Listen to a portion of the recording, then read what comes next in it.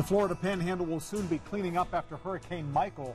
This is a live look right now at the effects of the storm. It was the most powerful hurricane to hit the continental U.S. in nearly 50 years. And take a look at just how strong the winds were at times, nearly blowing over this reporter from NBC. Jim Cantori from the Weather Channel had to step in, get him to safety. Those winds, by the way, reached speeds of up to 155 miles per hour, just a few short of becoming a Category 5 storm. The Red Cross says as many as 320,000 people on the Gulf Coast did not evacuate. The storm likely caught thousands of people off guard when it jumped from a tropical storm to a Category 3 hurricane in a matter of 6 hours. The director of the National Hurricane Center says the storm will keep its strength as it moves into Alabama and Georgia. And there's also been a reported storm surge of nearly 8 feet above ground. NBC's Jay Gray joins us now. Getting a break from what's been driving rains here. It's still spitting at times, but nothing like we've seen throughout the day for hours. Still significant wind as well. And while this storm is moving inland, Michael is still unleashing its fury here. Florida's Panhandle under siege. Hurricane Michael, the most powerful storm on record to hit the region, slamming into the coast. Hurricane Michael is upon us, and now is the time to seek refuge. A catastrophic storm bringing a triple threat. A dangerous storm surge, up to 14 feet projected along the coastline. Destructive winds as high as 150 miles an hour, tearing up buildings and knocking out power. And torrential rainfall already causing flooding. Hurricane Michael is a hurricane of the worst kind. With the storm tracking inland, Georgia has now declared a state of emergency in the Carolinas, dreading Michael's arrival.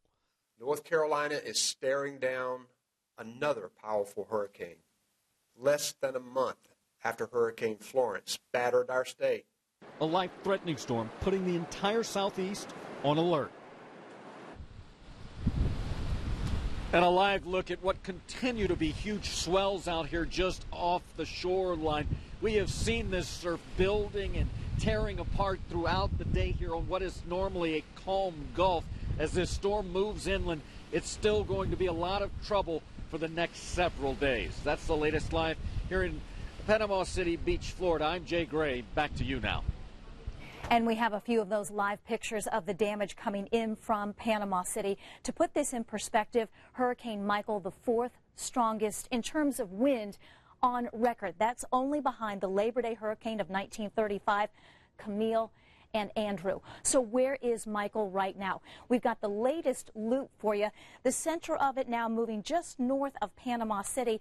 It is still at hurricane strength. Hurricane warnings in effect all the way north and east and inland into the south central sections of Georgia.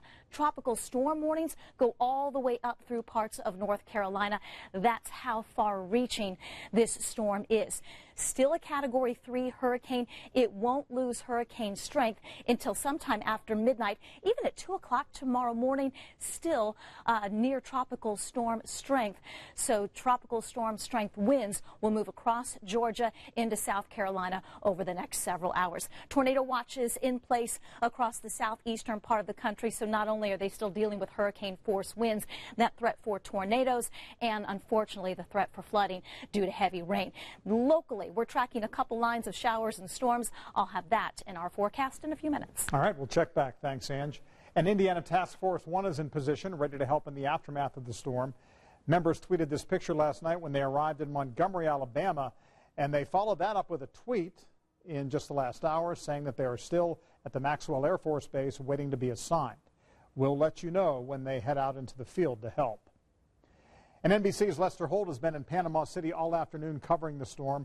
You will see him again tonight live from the storm zone on NBC Nightly News. That's on at 6:30 here on Channel 13 right after Eyewitness News.